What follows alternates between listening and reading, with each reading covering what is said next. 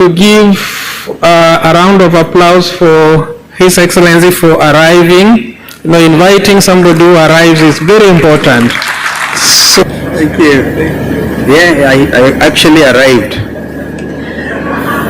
A very good morning to all of you. Please be seated. And listening to Dr. Wale, I think I saw him before he suffered the attack that he talked about. I saw good, Wale, if you're still in the house. We thank God for you and your life. And thank you for being such a transformational speaker. He also runs a street university. Can you imagine? A street university, which is an online institution. Before I make my remarks, ladies and gentlemen, allow me to recognize that I'm accompanied by 3 senators. Thank you so much, one of whom is the Secretary General of my party, or our party, Senator Shakila Abdallah, all the way from Lamu. And then we have some senators. Then we have Senator Agnes Kavindu, Senator for Machakos. And then we have Senator Enoch Wambua. He is also the Deputy Minority Leader in the Senate. Then we have a number of MCRs from all over the place. If you could also stand, Irene Mulu and quite a number of them. Now, I want to make my remarks, but I must also tell you to tighten your belt because I'm here to intentionally provoke you as professionals, because it's a call to action if indeed we want to save our nation. And so I'll read these remarks and perhaps juxtapose them occasionally with other remarks. Mr. Chairman, or is it Mr. President Kakai? Philip Kakai, Madam Chief Executive Officer, CPA, Dr. Grace Kamau, incoming chairman, incoming chairman, Professor Elizabeth Kalonzo. I love that name. Reminds me of where I come from. Distinguished council members and delegates gathered today, whether here or at the Sarova White Sands, here in Sarova, or Pride in Mombasa, or those of you joining us virtually. It is a great honor to address the Institute of Certified Public Accountants of this 42nd annual seminar. And ladies and gentlemen, ISPAC has a long and very rich history. The Institute, founded as a regulatory organization by an Act of Parliament in 1978, is responsible for regulating and coordinating the operations of Kenya certified and registered public accountants. You not only advise the Examination Board on examinations and standards, you also advise the Minister for Finance on matters relating to financial accountability in all sectors of the economy by setting and enforcing standards of professional practice, such as accounting, auditing, and ethical standards. And how you have grown, and the region has also grown, to hear that we have also representatives, a lot of whom are also online, from Burundi, from Rwanda. In fact, your council member tells me even Somalia, the newest member of the East African community, from Tanzania and wherever. I don't know whether there are others from the Republic of South Sudan, the world's newest country. As such, and governed by law, you are one of the most important pillars upon which our country's dreams should be built. Over the last 5 days, outstanding Kenyans and foreigners have addressed delegates on a wide range of topics. You have thought things out, asked questions, and shared your professional experiences. All of this has resulted in today's key theme, self-management, and listening to Dr. Wale, self-regulation. a legendary Chinese philosopher, Lao Tzu, remarked in one of his well-known works that, I quote, "Mastering others is strength. Mastering yourself is true power." End of quote. This was penned centuries ago, I think really connect with me today. With absolute confidence, having observed the evolution of our republic from a unique viewpoint, as a lawyer, as a mediator in our conflicts in the region, as a lawmaker, yes, even one time as deputy speaker for a whole 5 years, as assistant minister, as minister in about 5 to 6 ministries, party leader, the 10th vice president of our country, and I'm told my friend Raila was here and he protested. I should not call him former, because once a prime minister, always a prime minister. And yes, I can live with being former, but really the 10th edition of vice presidents in our country. It is no secret that something is indeed rotten in the state of Kenya today. And to be able to paraphrase William Shakespeare's Hamlet, whichever way you look at it, and I want to actually add that not only rotten, but you as professionals are called upon to make the difference. In that serious tragedy of Hamlet, the writer again reflecting said, "Time is out of joint, oh cursed spite. And I was born to set it right." I'm calling on you as professionals to recognize that time is out of joint, and you are called upon to do something about it. The state of the economy, whichever you look at it, from the state of the economy to misplaced and misguided policies in education, health, and agricultural sectors, our nation is failing. The current regime prioritizes its own interests with nepotism and tribalism, willful corruption, and abuse of state offices taking precedence over professionalism. They've even reinvented goonism, political goonism in our country. This morning's address, the role of professionals in national growth and transformation, is thus particularly timely as we reflect on the state of our nation. In my opinion, the accounting profession should be front and center as the foundation of accountability and transparency in a healthy democracy. Therefore, allow me to focus on 4 critical pillars that I believe members of ISPAC should be guided by in our determined quest to transform our beloved republic into a nation admired and respected regionally and internationally. Pillar number 1, on ethical leadership in professional practice. ISPAC has grown in the last 41 years to be a respected body of some 40,000 certified members who work in diverse sectors of the economy as accountants, as financial experts. Some of them were lent by ODM to William Ruto, auditors, and financial consultants practicing in Kenya and beyond our borders in 44 countries around the globe. Ethics is not some philosophical notion for abstract debate. It is the very essence of professional practice. When you sign off on financial statements, you are not just confirming numbers, you are risking your professional name. You confirm success or failure and define integrity and dishonesty. Ethical leadership is thus an imperative if we are determined to change the destiny of our republic. I therefore call on each one of you today to hold yourselves to a higher level of professional ethics.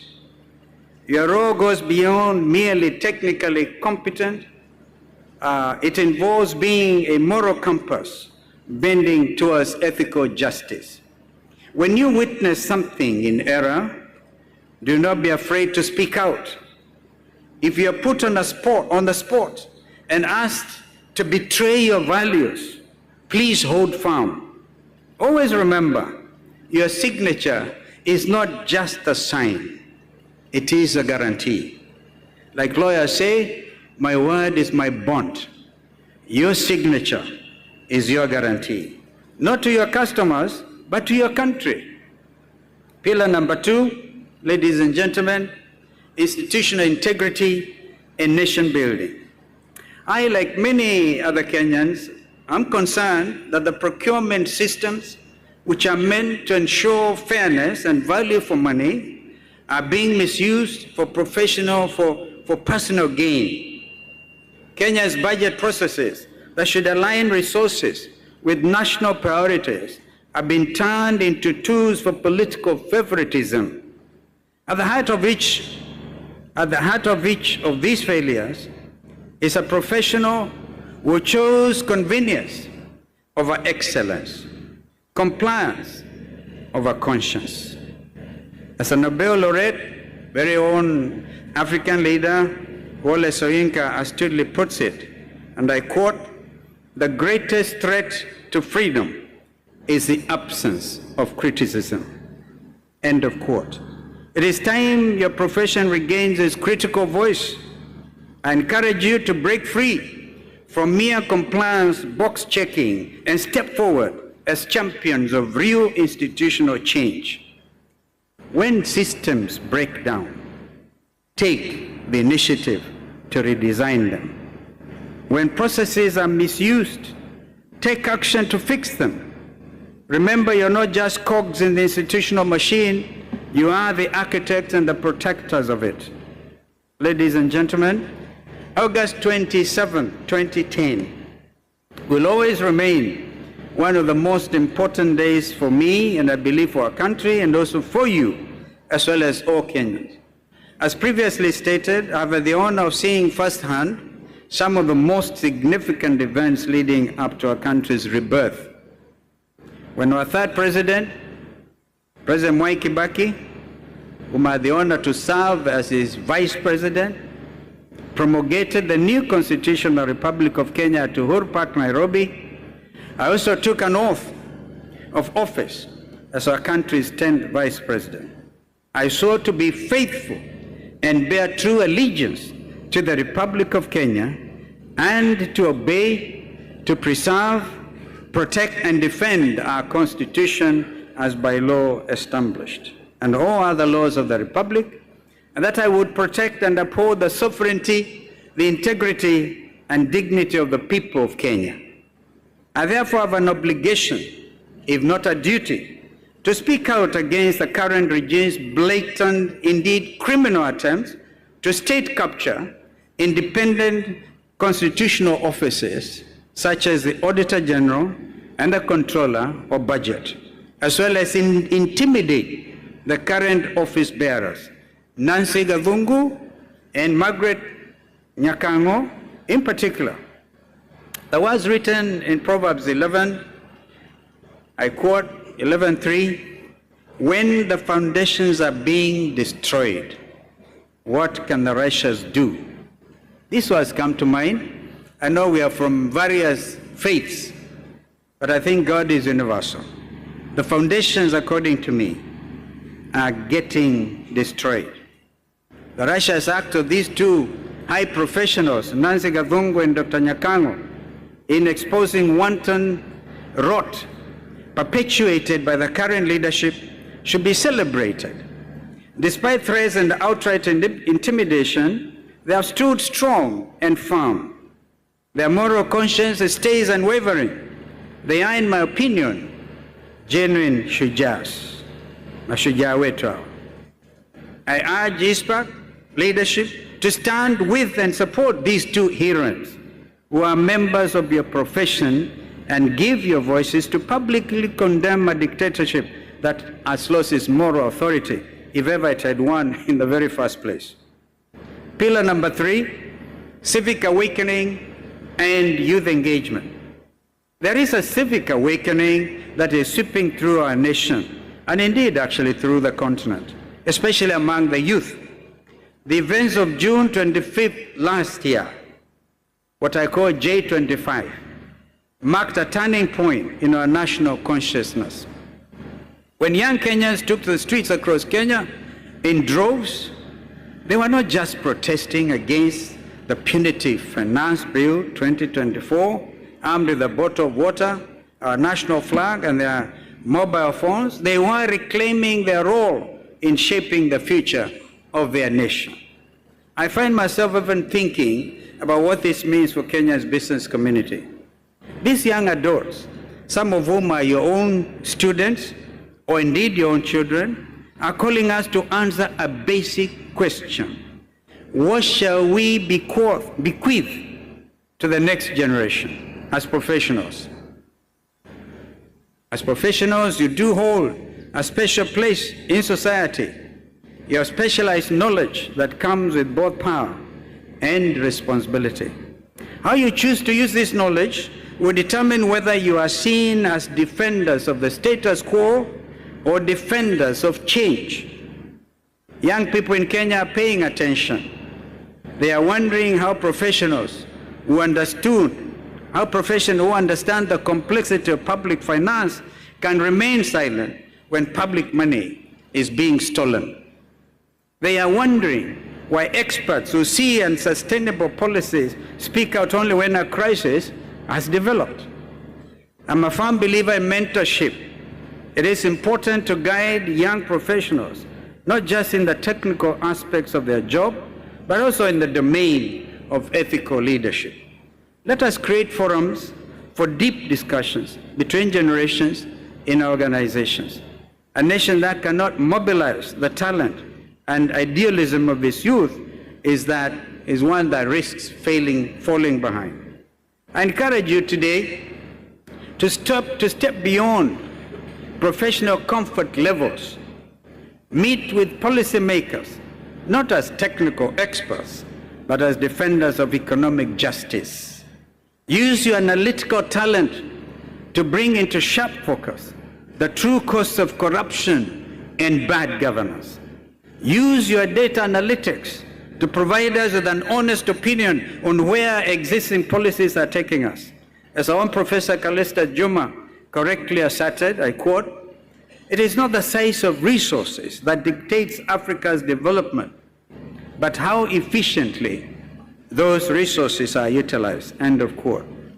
As professionals in accounting, you are guardians of that efficiency. Now, my next thing is beyond compliance to conscience. As we near the end of the time we'll be sharing together, I challenge you to go beyond compliance to the next level of conscience. Conscious Kenyans. Utu.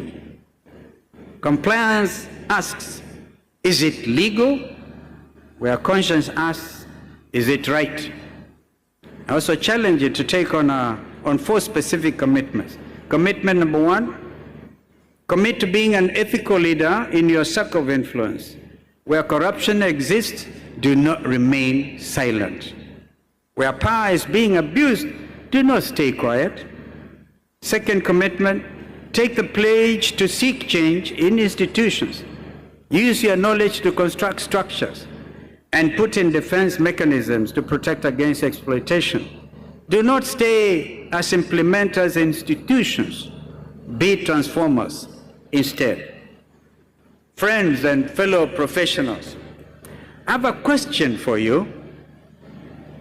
Are you sure that Kenyans received nominations for purposes of reconstituting the Independent Electoral Boundaries Commission, who are representatives of your profession? I ask this question pointedly. I received two of your council members when I sat as a co-chair of the NATCO process at Bomas. Your voice was loud and clear. Are you taken seriously? As ISPAC, as accountants, people who have knowledge about numbers, the analytics. And in my view, the next elections will have to depend on accountants to give us correct numbers. Not other professions like lawyers like me, right? But accountants have a specific role. If you're going to throw out the ghost, the ghost of election stealing and that kind of thing. You had that wonderful opportunity. I have another question for you. Why is it that none of the nominees handpicked by President William Ruto are professional members of ISPAC? Why is it? Why were the recommendations of your member, Mr. Andrew Tanui, who was one of the 9 members of the IEBC selection panel, ignored? I believe that if the opposition, which I represent truly, and the broad-based government consisting of UDA and ODM had held consultations and concurred in accordance with the National Dialogue Committee report recommendations, a nominee such as your chairman Kakai, who was on the short list of 9 recommended members of the constituted IBC, could have been included. And he's sitting here, ignored. I believe by ignoring your chairman, your president, you're being told, Mutadu. I urge you, as a professional body, to step up and join the rising number of people who have expressed no confidence with the Ruto nominations, as well as to request a full and unfurnished accounting of the vetting process by the IEBC selection panel. Kenyans expect nothing less. Third, ladies and gentlemen, let us take a pledge to mentor the next generation. Share your knowledge and experience with the next generation of professionals and leaders. Help create paths for young professionals to develop. Recall, true legacy is not individual success, it is forward thinking and allowing the effortless passage of information. Fourth, give back to your community. Your professional acumen gives you a keen vision of the challenges facing our nation. Employ that vision in public conversation. These commitments will not always be easy to keep. There even be personal or professional repercussions for standing up for what is right and what is just. But let us remember the powerful words of Dr. Martin Luther King Jr. I quote, "The ultimate measure of a woman, a man or woman, is not where he or she stands in moments of comfort and convenience, but where he stands or she stands at times of challenge and adversity." End of quote. Ladies and gentlemen, as I conclude, I've taken the time to discuss what I truly believe is the role that professionals can play in reforming society. However, I'll be doing the profession an injustice if I did not address an urgent issue that, if handled, will aid in the realization of his vision and goals. When I accepted the invitation to address this distinguished gathering of more than 4,000 professionals, Dr. Kamau shared the 5-day program with me. There were a number of senior members of the executive that were scheduled to speak with you. However, this did not materialize. They did not show up. They failed to honor the invitations and send junior staff in their stead. I know that junior staff sometimes do an excellent job. But look at this decor. The seriousness of this forum. If Prime Minister Raila Odinga made it here, and he proclaimed he's still not in government, I doubt that, others should have taken leadership, showed leadership. They failed to honor the invitations for persons or reasons they believe were valid. I believe this is the latest example of the growing list of Kenya Kwanza kleptocracy, lack of integrity, and indeed ineptitude. It is a reflection of their callous disregard for professionalism, So professionals in our country, please stand up and be counted. Did you know that the last general election had a very interesting statistic? About 8 million Kenyans did not show up to vote. I believe a lot of them, those who are professionals, who found it difficult to go out and queue in a primary school from 6 o'clock in the morning until 4 in the afternoon. And they sat in the comfort of their homes. You unfortunately do not vote by proxy. You got to go there and do it. I think we have to think as professionals. There are countries where voting is compulsory. I think in India, for example, voting is compulsory. It's the world's largest democracy. Think about this. Because of that, every Kenyan with a pay slip is feeling the weight of that inaction. Going forward, I think every Kenyan pay slip holder will be the first ones, in my view, to get out by 4 o'clock in the morning and then queue. They should have used this forum for public discussion. I'm talking about those friends too who did not show up. And therefore this cannot be, and it cannot properly be seen as a forum for the opposition. So government side, don't be scared of your own people. Come and explain to them. They should have used this forum for public discussion and involvement, carefully listening to your perspectives on the state of the nation and how to remove Kenya off the grey list. They should have sought your expert advice on how to reinforce this 41-year-old body in light of emerging trends and concerns, such as the use of technology, data analytics, and artificial intelligence, as well as dealing with money laundering and wish-washing. They should have discussed accountant empowerment. They squandered an incredible opportunity to work with you, line by line, on the Finance Bill 2025-2026, ensuring their punitive and costly errors of 2023, 2024, and 2024-2025 will not be repeated. And more importantly, that no more Kenyan lives will be lost or endangered because of exercising their constitutional rights to peaceably protest and picket. Disregarding the views of Kenyans, be it professional or students, salaried workers or mama mbogas or boda riders, ladies and gentlemen, is Kenya Kwanza's modus operandi. I can with absolute authority assure you, assembled here at the Pride Inn or online, that the next administration will not, and I repeat, will not treat professional associations, professionals, and indeed all Kenyans in this shocking disregard.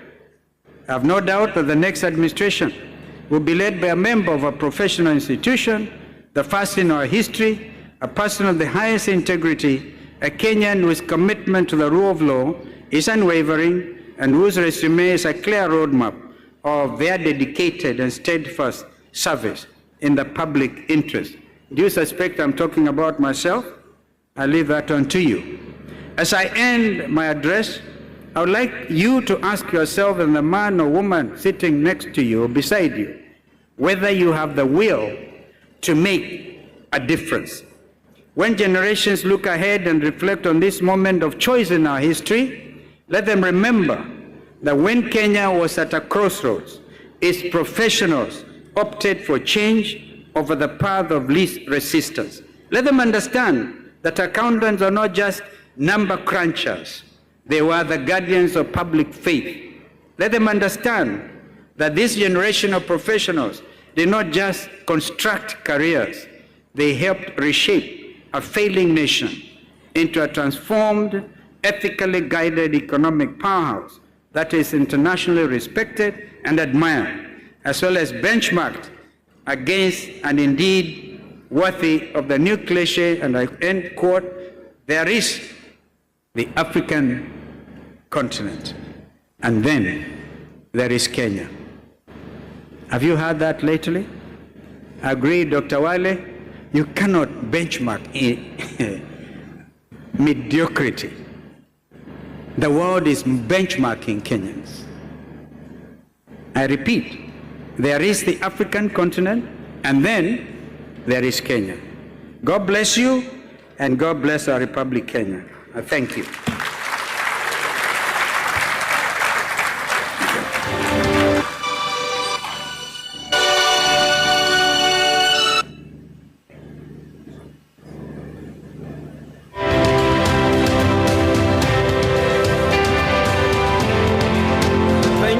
Thank you very much, Your Excellency, the 10th Vice President of Kenya. Let's give him a round of applause. Everywhere, online,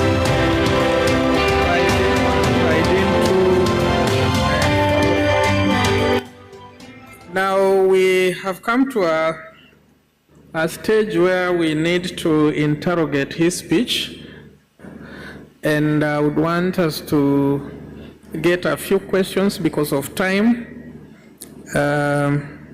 So we'll get 2 from each venue, and then he will be able to respond to all of them.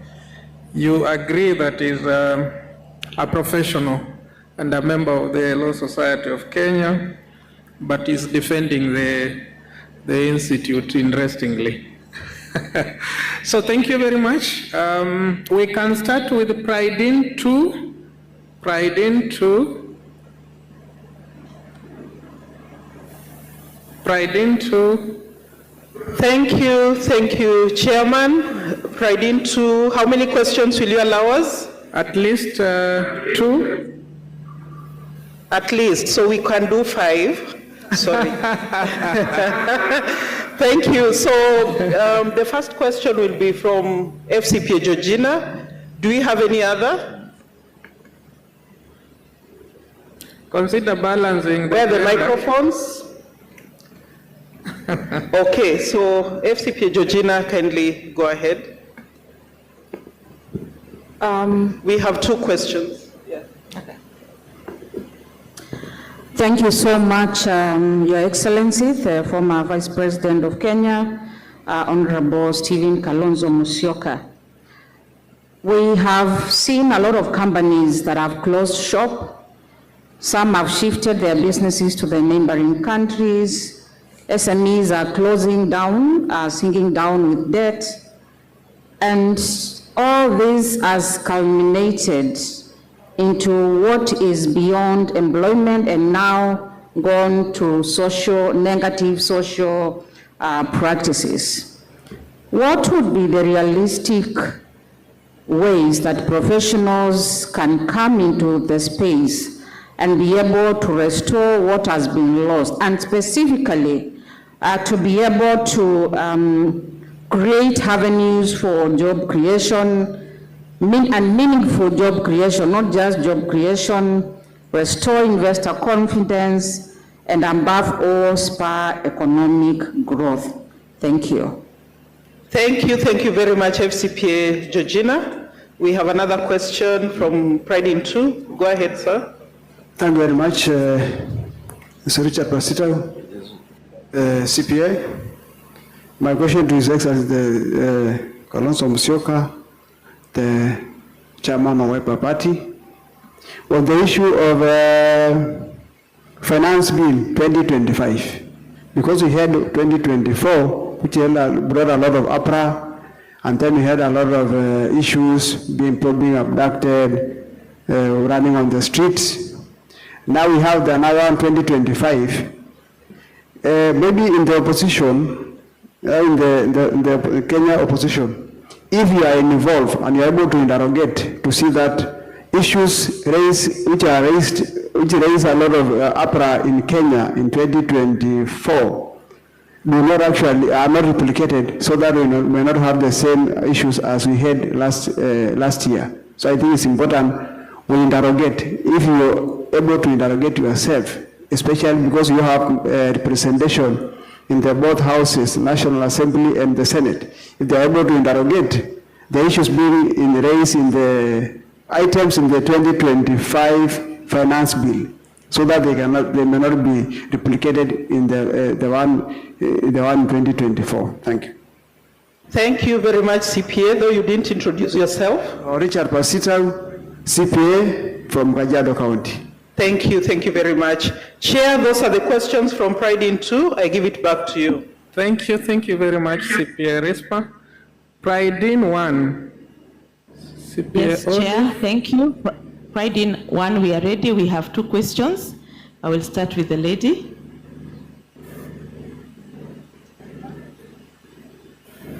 Put it close to you. Good morning, accountants. My name is Pieros Mukabi.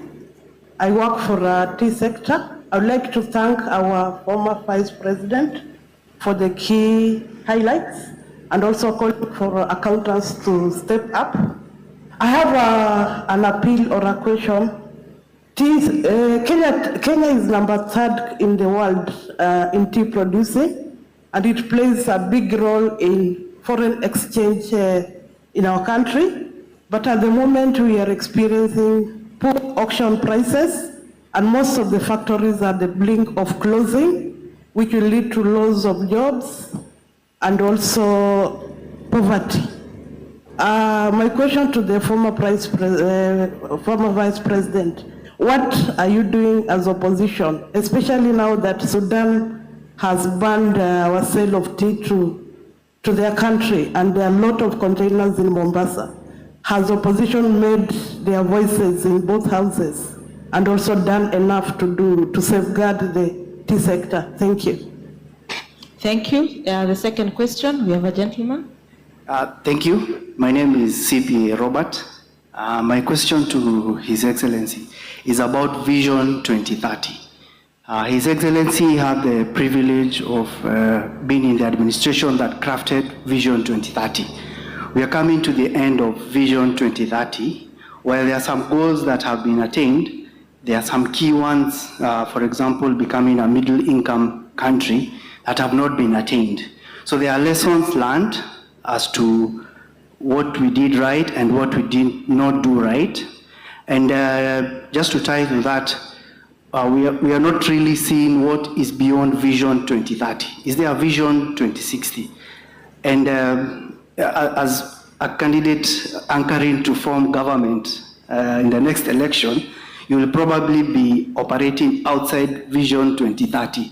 So it may be important for maybe His Excellency to clarify, the journey of Vision 2030 and the vision that the country holds beyond 2030, and the things that we can target, so that when our forefathers tell us South Korea, Singapore were at the same level with Kenya, we have a chance now to tell them that was the story up to 2030. Beyond 2030, we've probably caught up with them and even gone better. Thank you.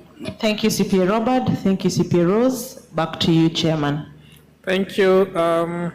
Virtually, Mwakazi, those appearing online. Right, there's a question here. What is your proposed plan for Kenya's tax policy to restore purchasing power to Kenyans? What are the top 5 executive orders you would prioritize if you were to be the president-elect? Okay. You can repeat the first one, I think. The first one, what is your proposed plan for Kenya's tax policy to restore purchasing power to Kenyans? And what are the top 5 executive orders you would prioritize? Thank you. We can now have Sarova, 2 questions. Where is the mic? The mic. Who has the mic? Proceed.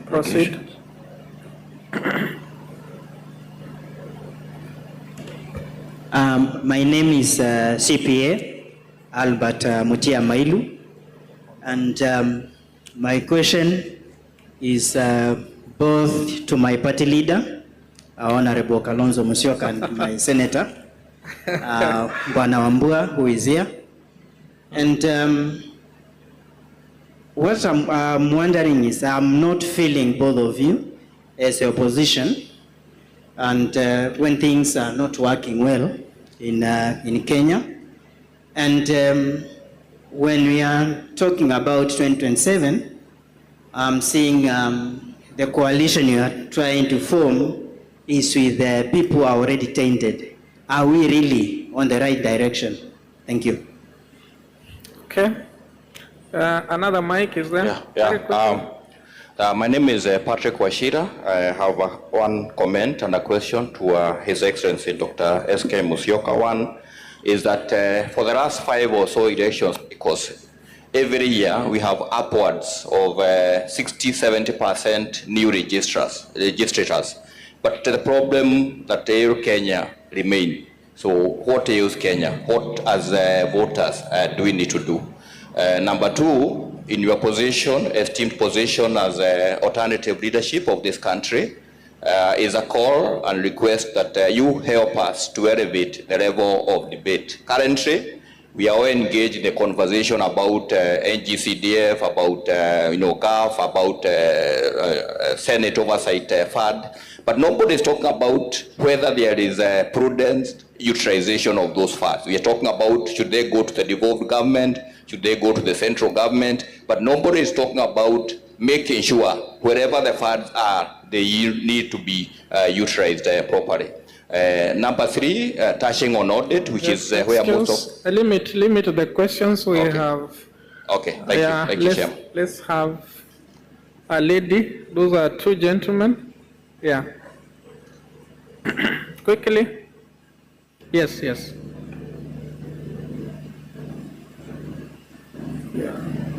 The mic is not on.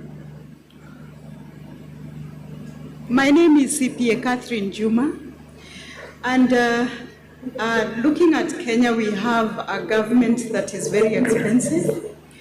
We saw the original 21 districts divided into 47 counties, and so many other things, positions came in with that during the constitution that is now over 10 years old. I want to hear, Your Excellency, your opinion on whether the voices of the accountants were heard as far as the cost of delivery that government is concerned. Because we had the legal mind, the lawyers were very vocal, and the political class. Would you, in your opinion, as a politician, say that the accountants were heard, or did we keep quiet? And are we doing anything to change how this country is governed as far as cost of delivery is concerned? Thank you. Okay. Finally here, those two. A lady. I think we are done.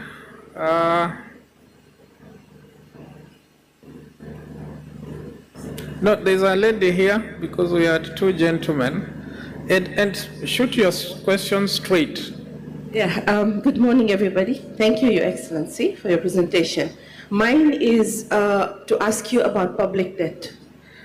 This has been a widespread concern, and as a Kenyan, as I read about the growing public debt, even with the local borrowing and the interest rates, it is something that is very, it needs to be addressed. So how would you intend to balance that out? Thank you.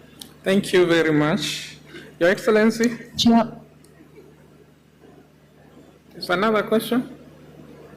No, we Yes, Chairman, pride in one, we are requesting to be allowed one more question, if that is okay. Maybe you can respond to these ones first, just in case there will be 1 or 2, but let him respond. Probably in the process of responding, he might respond to that one. Okay, thank you, Chairman.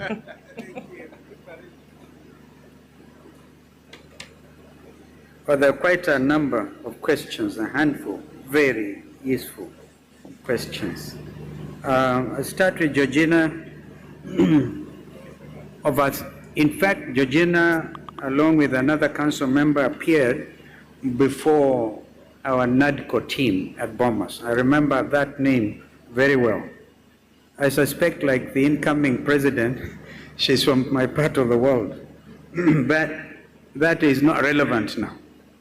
What is important is the question she has put forward.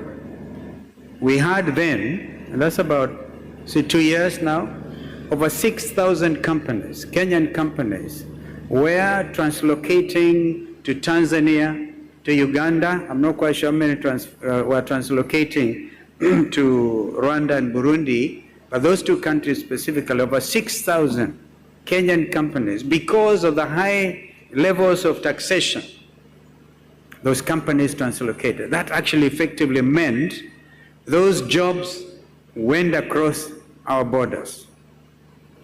And Catherine Juma, you would agree with me that losing any job is actually being ineffective cost-wise, because these are the young people who are crying out for their country. They cannot get their jobs back. Therefore, Georgina, the creation of jobs will be a priority in the coming administration.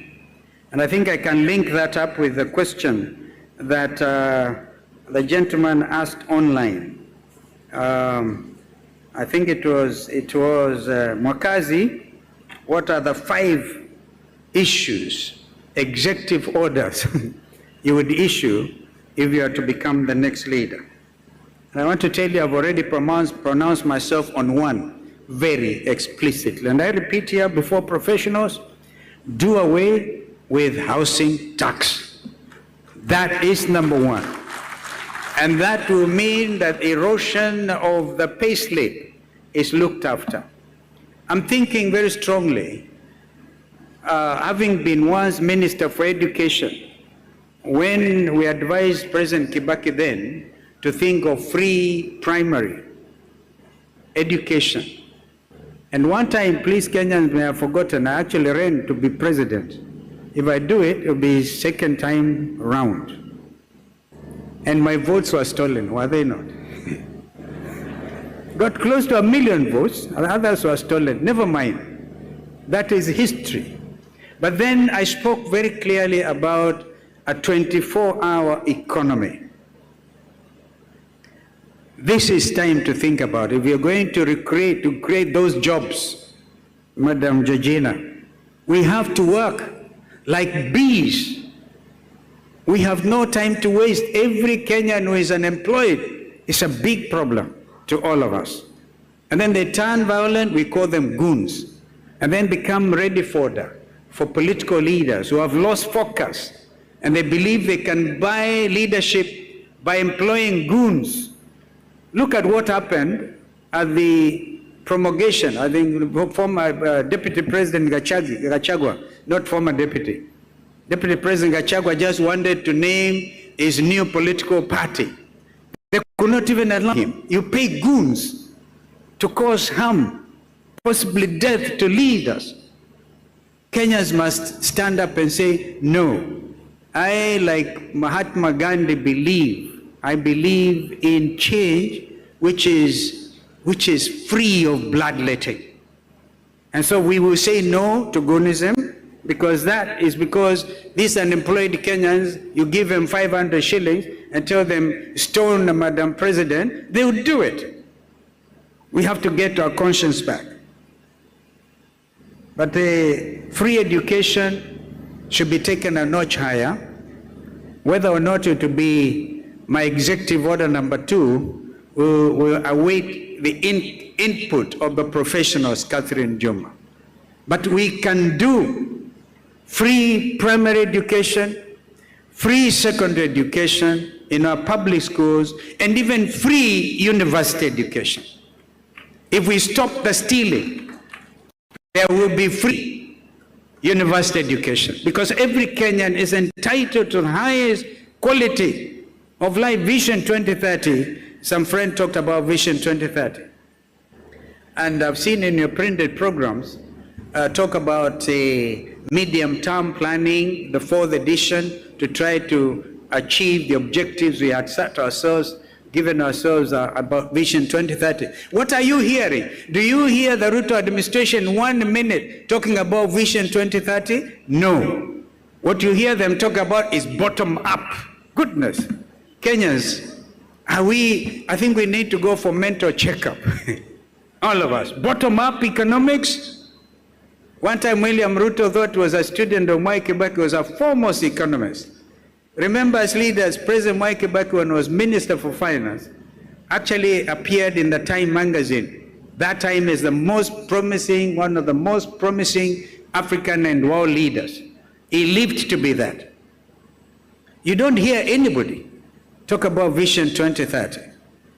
But I can tell you, we have ongoing Vision 2030 projects that this current administration is doing nothing about, or they least care about them. I'll give you an example. A project that is supposed to produce 650 megawatts of electricity, known as the High Grand Falls Dam, should have been implemented by now. And that to add on to electricity, connectivity, and even be able to export our electricity. You know that at midnight, we receive from the Owen Falls Dam in Uganda so much.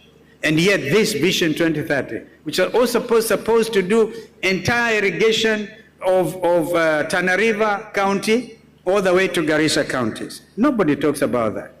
Even the Mama Mbogas are forgotten. And you know, one of the things we do, like we did with President Kibaki, was to remove to zero rate the border borders. Do you know that a border today that would have cost 70,000 shillings is costing 150 shillings because of the taxation, Ruto regime? That will be another executive order. At least we have something that is helping the youth. And in terms of climate change discussions, again, I remind myself, I was Minister for the Environment when Professor Wangari Maathai won the Nobel Peace Laureate Award, and I was able to take her to Norway that time to receive that award. Environment is key. And when President Ruto met with Prime Minister Sunak, I think it was, of the UK, in Sharm el-Sheikh, Egypt, they discussed this project about the High Grand Falls. And what has happened since is this committee in Treasury supposed to do this. The PPPs, which are actually potentially very useful, public-private partnerships, are really being held hostage because this administration will say we want 10%, we want 10% to go to this and the other, therefore grant standing. And this effectively means loss of jobs for Kenyans. Vision 2030, whatever remains between now and 2030, of course, need to be amended. Africa is talking about Vision 2063. I believe myself, even as professionals, we take out our gloves and decide for once we are getting out of our comfort zones and stop corruption. I talked about you signing documents that sell out your conscience and your country. If we do that, we stop Ruto and his team from mismanaging this economy, we will be able to do stuff between now and 2030 and prepare for the next medium-term plan. These opportunities that the top advisors in the Ruto administration, including CS Bandi, should have been here to talk about. But we will issue very clear instructions. I am very passionate about free education for all citizens. And we will fund that free education when we stop the stealing. I also want to say that number 4, number 3, number 5, Mr. Mwakazi, await further instructions. I will be able to talk to you about those as we go on. Now, so they talked about Kenyans who are tainted, and that gentleman must be from Kitui County. Senator, talk to your elector, and let me tell you, now I'm talking like a professional lawyer. No person shall be condemned unheard So don't out there stout there and say, yeah, tainted. What business do you have with so and so? If there are angels in this room, please put up your hands. But there can be policies that draw the line. We draw the line on the sand and say, from now on, zero corruption. It can happen, my friends. Now, I'll give you an example of somebody you may think is tainted. Governor Natembeya. 2 days ago, and I gave advance notice, was haunted. Because they want to punish any dissenting voices, went out and obtained a search warrant.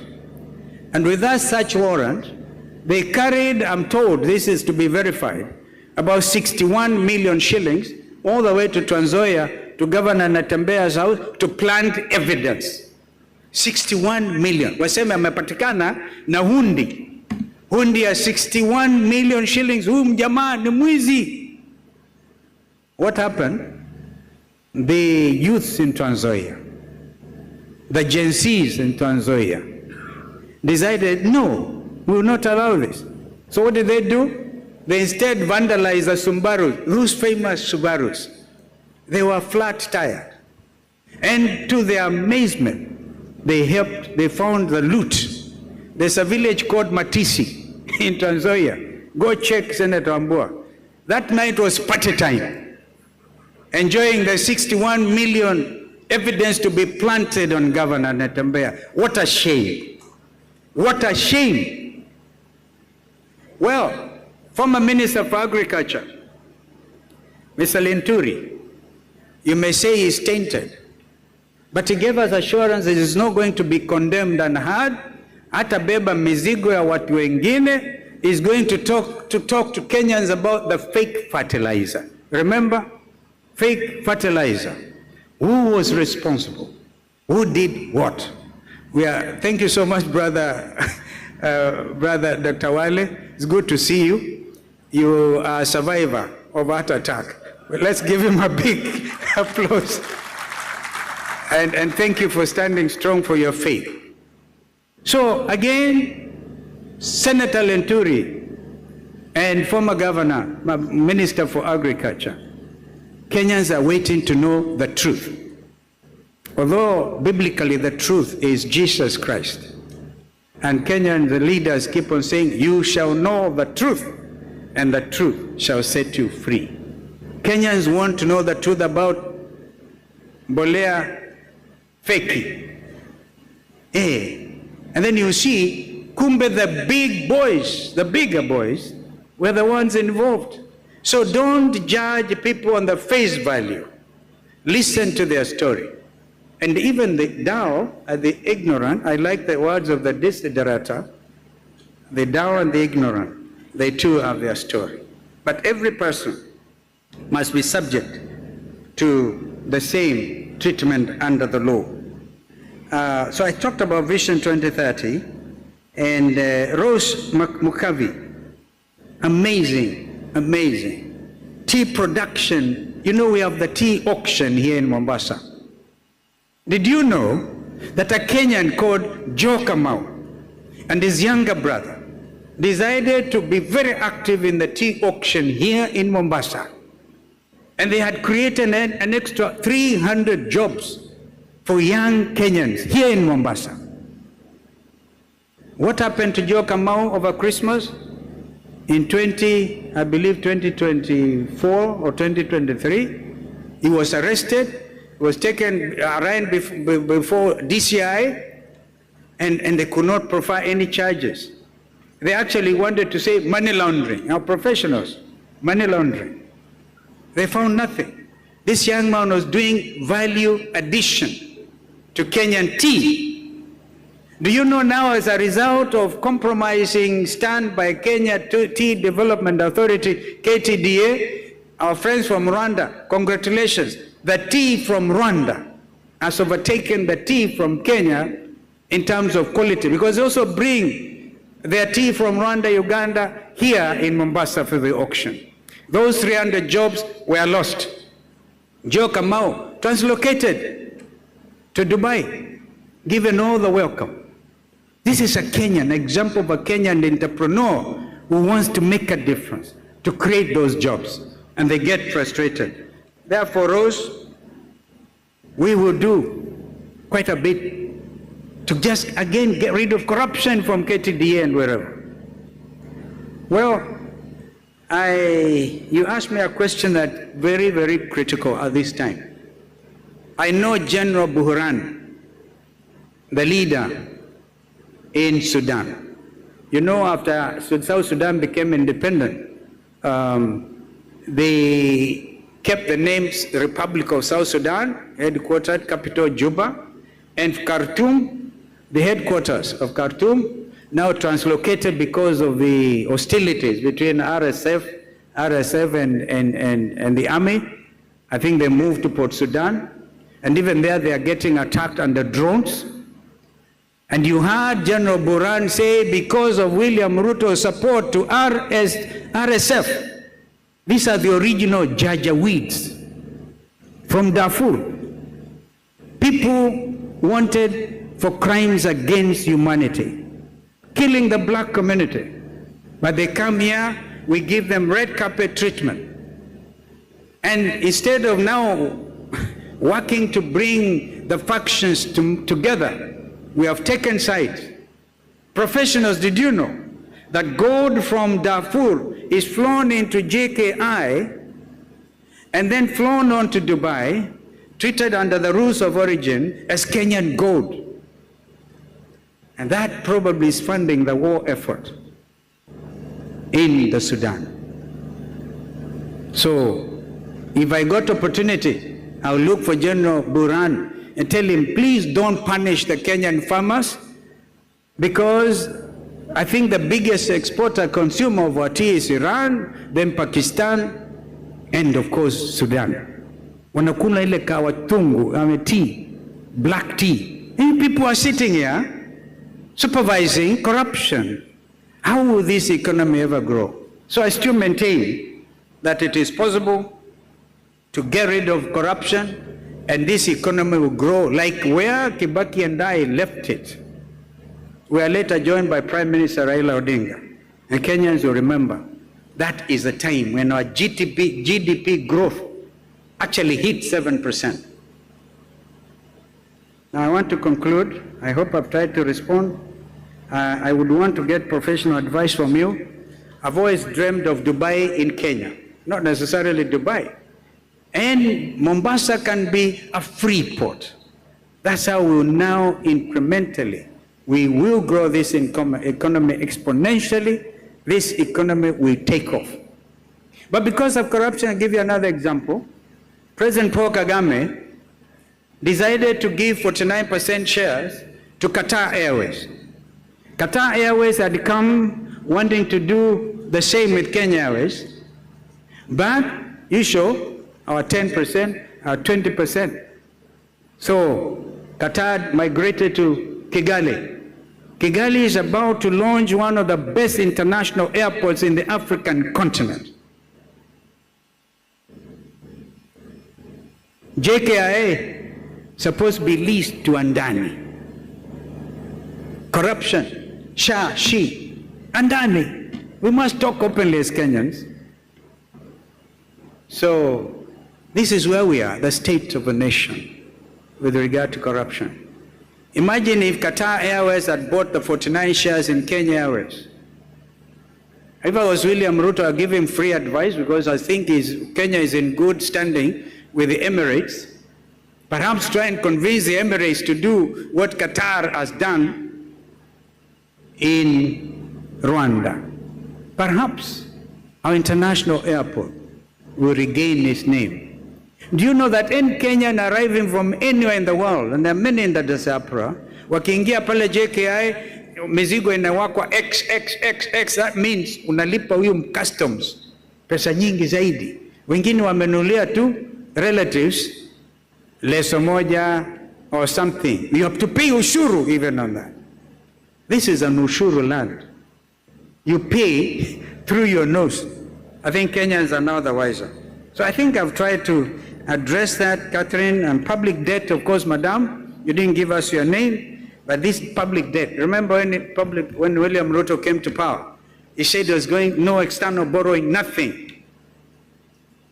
William Ruto goes to America, is given the highest honor by President Joe Biden. Kenya is made a non-NATO ally, which I openly objected to, because that's my forte. Our foreign policy orientation has always been that we are positively non-aligned. We are friends to all, because we are still young economy, and we want to grow. But you take sides now, you are put on the arm's length, because our Shabab and others, instead of hitting us like they hit us in 1998, remember Dar es Salaam and Nairobi bomb blast? They were hitting Americans, now they'll be hitting Kenyans, because we are aligned. Because of it, our men were taken to Haiti. There's a family in Kiambu still crying for the remains of their loved one. A thing which did not go under the UN Security Council arrangement. It was a deal cut between Kenya and the United States. But what does William Ruto do after that?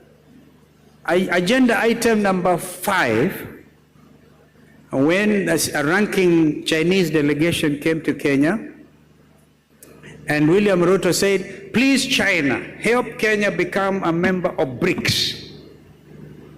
Now from being an aligned nation to a member of BRICS, these are serious matters. Of course, as a sovereign nation, it is our duty to accept to join any bloc without let or hindrance. But don't play games with them.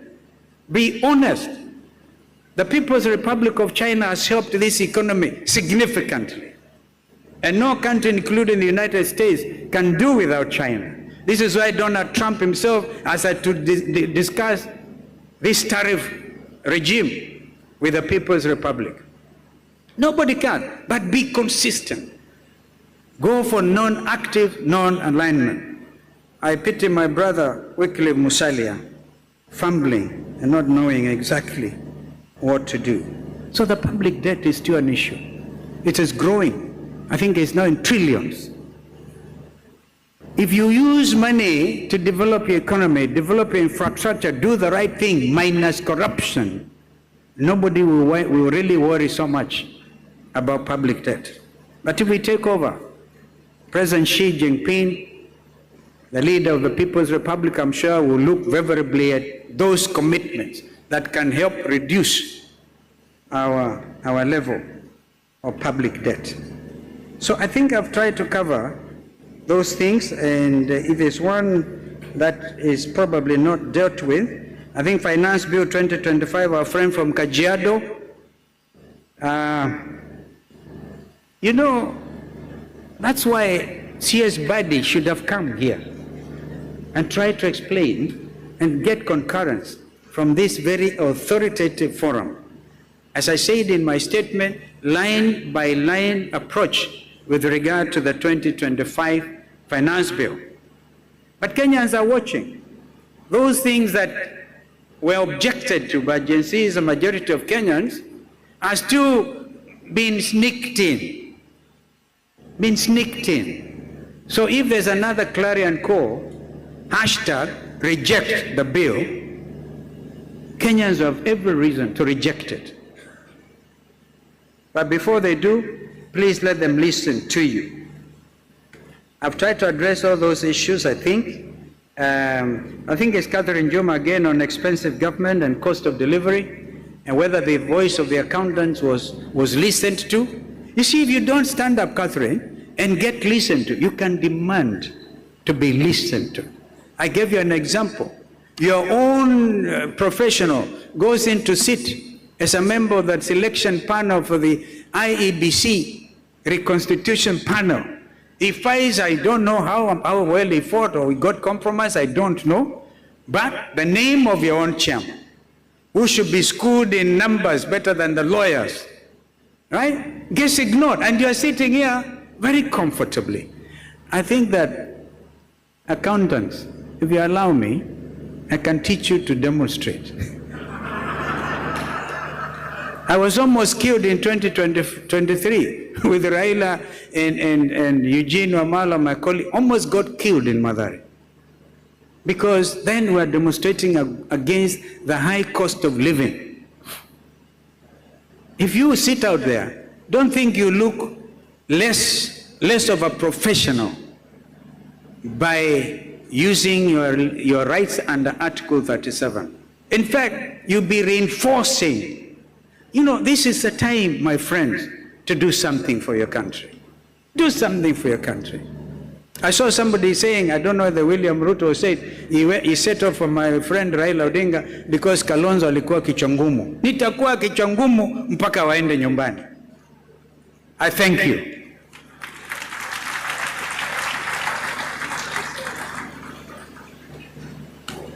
Thank you very much. You give a mic to a politician and he will answer many questions that are not asked after answering yours. So thank you very much, CPA. Olive from Pride in One, you had a question that you, I don't know whether it has been answered. We are running a bit late on time. CPA Olive from Pride in One.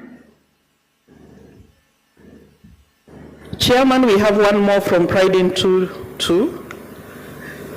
Okay, one, because time is not on our side. CPA Rispa and CPA Olive, proceed very quickly. Thank you.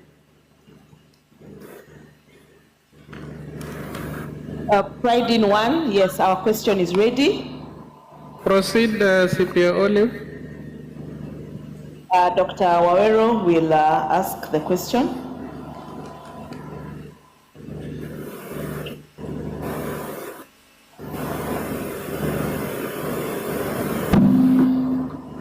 Thank you very much. My name is Dr. Wawero Jackson.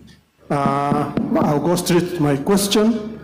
Now that you have thrown your heart into the ring to lead the great country of Kenya, I request you to indulge us as accountants your position as a lawyer on odious debts.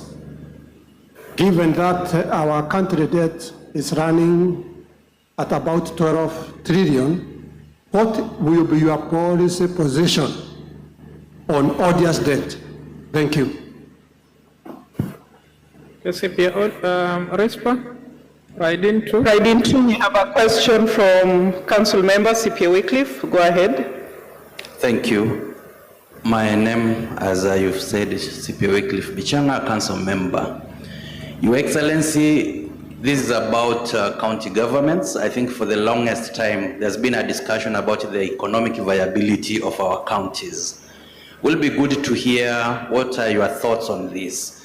That is it time we considered probably merging counties and capping the number, because there's been a discussion in terms of duplication and probably some duties could be done better if we had bigger regions. Thank you.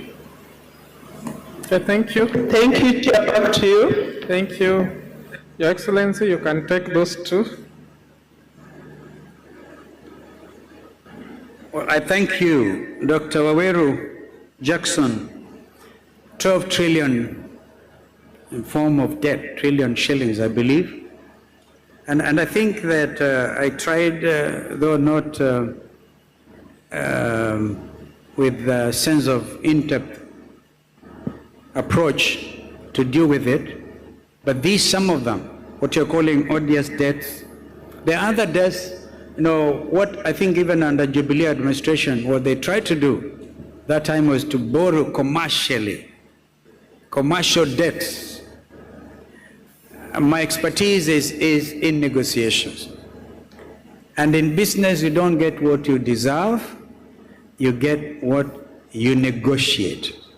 A lot of these debts will need serious renegotiation. But you must establish a level of credibility so the people with whom you're negotiating can take you seriously. So I will work with the accounting profession to have a real look at all these numbers and be able to know what needs to be done. On the economic viability of the counties, I think again, Madam Catherine addressed this issue when she was saying that the voice of the accountants was never listened to. Economic viability of the counties. Let me give you a very live example. Madam Shakila is a Secretary General of Wiper Democratic Movement. She's from the county of Lamu. Tell me, if you try to merge Lamu with Tana River, or merge the whole thing to create one coastal region, what that will mean. I believe myself, and I want to be able to convince the accountants on this. Again, when we deal with governance, you'll be able to even, instead of 47, be able to sustain the 47 counties, all right? And then, by the way, there are other smaller constituencies, like in Taita Taveta, several 27 constituencies, which as we speak are still seen to be unconstitutional because nobody did anything about it. By the way, had William Ruto and Raila Odinga implemented the NADCO recommendations, because we specifically dealt with those issues, the country will be very far. But now we are faced with another election and a lot of prevarication, and nobody wants to commit. My view then will be we need to further interrogate, because if you're looking at amending the Constitution, the lawyers will talk to you about the basic structure. The 47 counties are written in the Constitution. To do anything about that, you need to go to the Kenyans with a referendum. On a referendum, make it a referendum issue. There were those who felt that time that instead of having the 47 counties, why don't we stick to the 8 original provinces? That's still a valid question. But the decision was taken by the Kenyan people at a referendum to establish the 47 counties. If you give somebody a right, that's a legal issue again. You give somebody a right and you want to take it away from them, you really have a lot of explaining to do. Therefore, the safe approach would be stop the stealing, stop the corruption, get people to develop themselves wherever they are. I hope I've answered you, and that was actually the question by council member, was it Chama? It's the same thing. It will need a lot of consultation. I thank you.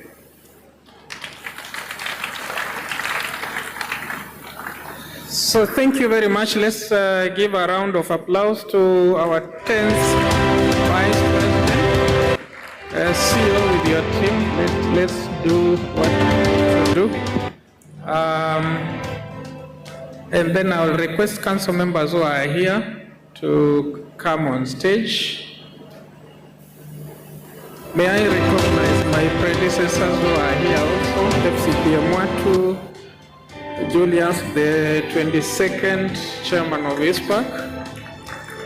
May I recognize FCPA Rose Maura, the 23rd.